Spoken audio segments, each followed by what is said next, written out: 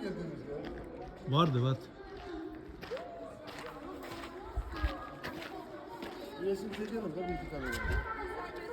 Gladyatörler burada mı dövüşüyordu yani? Oo. Var mı rakip? Meydan okuyorum.